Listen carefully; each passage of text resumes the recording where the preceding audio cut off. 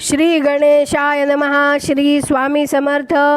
सुप्रभातम. नमस्कार. सिया ऑफिशियलवर आपले सुस्वागतम. योगेशं सच्चिदानंदं वासुदेवं व्रजप्रियं धर्मसंस्थापकं वीरं कृष्णं वंदे जगद्गुरुं. आज आपण महाभारतातल्या पहिल्या खंडातल्या आदिपर्वातले शकुंतलोपाख्यान पर्व पुढे वाचायला सुरुवात करूया. वैशंपायन पुढे सांगू लागले. असंख्य अश्वांनी परिपूर्ण असलेली आणि पायदळांनी व हत्तींनी भरलेली आपली सेना वनाच्या सीमेजवळ ठेवून तो आपल्या सेनापतीला म्हणाला, सत्वगुण संपन्न काश्यप मुनींचे दर्शन घेण्यासाठी मी त्यांच्या आश्रमात जात आहे. मी परत येईपर्यंत येथेच थांबा. असे म्हणून दुष्यंत नंदनवना समान असलेल्या त्या वनात पुन्हा गेला आणि त्याला अपार आल्हाद झाला. तो तहान भूक विसरून गेला आणि अगदी संतुष्ट झाला. आपला राजवेश त्याने उतरवून ठेवला आणि केवळ अमात्यांना व पुरोहिताला बरोबर घेऊन तो कण्व महर्षींच्या आश्रमाकडे निघाला आणि अक्षय्य तपाचे निधान असलेल्या कण्व महर्षींचे दर्शन घेण्यासाठी आतुर झालेल्या दुष्यंताला त्यांचा आश्रम दिसला. तो आश्रम ब्रह्मलोकाप्रमाणे परम पावन होता. भ्रमरांच्या गुंजारवाने तो निनादित झालेला होता. अनेक पक्ष्यांनी तो गजबजलेला होता. होम हवन चालू असल्यामुळे ऋग्वेदामध्ये पारंगत असलेल्या ऋत्विजांनी पदक्रमाला अनुसरून उच्चारलेले मंत्र त्याच्या कानावर पडले. यज्ञविद्येमध्ये निष्णात असलेल्या याज्ञिकांनी त्या आश्रमाची शोभा वाढविली होती. मधुर सामगायनामुळे आणि कठोर तपाचरण करणाऱ्या ऋषीमुळे तो आश्रम स्पृहणीय झाला होता.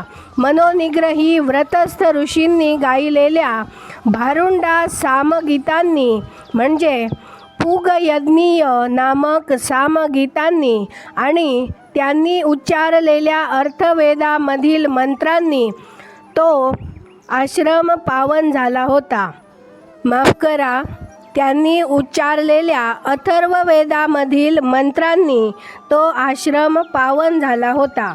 अथर्ववेदामध्ये पारंगत असलेले आणि पुगयज्ञिक नामक सामे गाणारे ऋषी त्या आश्रमात पदक्रमाला अनुसरून संहितांचे पठण करण्यात मग्न झाले होते. त्यांच्या पठणामुळे आणि शिक्षा ग्रंथांमध्ये असलेल्या नियमांनुसार यथाशास्त्र शब्दोच्चार करण्याच्या क्रियेत प्रवीण असलेल्या इतर ब्राह्मणांनी केलेल्या पठणामुळे निनादित झालेला तो आश्रम जणू दुसरा ब्रह्मलोकच होता.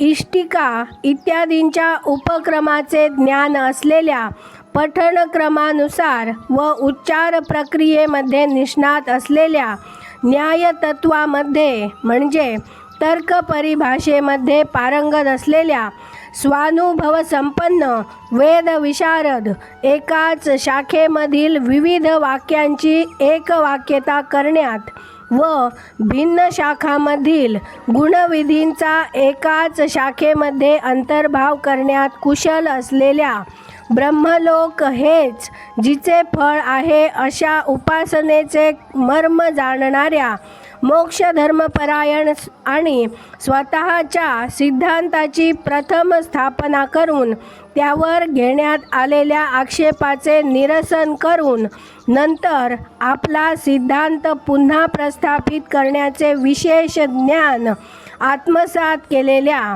व्याकरणशास्त्रात व छंदशास्त्रात आणि व्युत्पत्तीशास्त्रात अभिज्ञ असलेल्या ज्योतिष इत्यादी वेदांगामध्ये विशारद असलेल्या व्रीही इत्यादी द्रव्य व निर्वाप इत्यादी कर्म आणि अष्टाकपालत्व इत्यादी गुण यांचे संपूर्ण ज्ञान हस्तगत केलेल्या कार्यकारण भाव म्हणजे स्वर्गादी फल व यागादी कारण जाणण्यात प्रवीण असलेल्या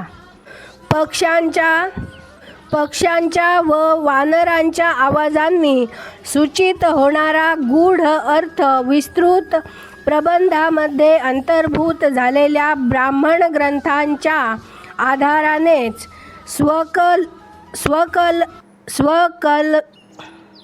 स्वकपोलकल्पित प्रकारांनी नव्हे, उकलून दाखविण्यात प्रवीण असलेल्या, अनेक शास्त्रामध्ये पारंगत असलेल्या, तसेच लोकरंजन हेच परमध्येय मानणाऱ्या, लोकायतिकामध्ये अग्रेसर असलेल्या प्रज्ञावंत ऋषींचा ध्वनी त्याच्या कानावर पडला आणि आपापल्या कर्मामध्ये गुंतलेले, व्रताचे कठोरपणे पालन करणारे आणि जप करण्यात व होम हवन करण्यात मग्न असलेले ऋषी त्याला ठिकठिकाणी दिसले. तऱ्हेची सुंदर आसने विशेष काळजी घेऊन मांडलेली त्याला दिसली आणि त्याला नवल वाटले. मंदिरामध्ये ब्राह्मणांनी केलेली पूजा पाहून आपण प्रत्यक्ष ब्रह्मलोकातच आहोत असे त्याला वाटले. काश्यप म्हणजे कण्व महर्षींच्या तपामुळे ज्याची जोपासना झाली होती असा तो परममंगल रमणीय आश्रम तपोवनातील सर्व स्पृहणीय गुणांनी युक्त असल्यामुळे त्याच्याकडे डोळे भरून कितीही पाहिले तरी दुष्यंतांच्या डोळ्यांचे पारणे म्हणून फिटले नाही. कठोर व्रताचे पालन करणाऱ्या तपोधन ऋषींनी गजबजलेल्या काश्यप महर्षींच्या त्या अरण्यातील एकांतामध्ये असलेल्या अतिशय रमणीय आणि पवित्र आश्रमात त्या शत्रुघ्न दुष्यंताने आपल्या अमात्यांसमवेत व पुरोहितांसमवेत प्रवेश केला. आज आपण इथे थांबूया.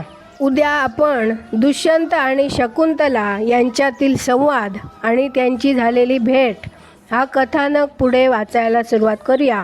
आज आपण इथे थांबूया.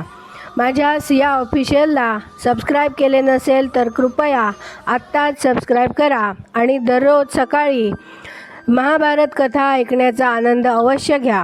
बाजूच्या बेलवर क्लिक करून लाईक करायला विसरू नका. शेअर करा, कमेंट करा आणि कमेंटमध्ये राधे राधे लिहायला विसरू नका. धन्यवाद.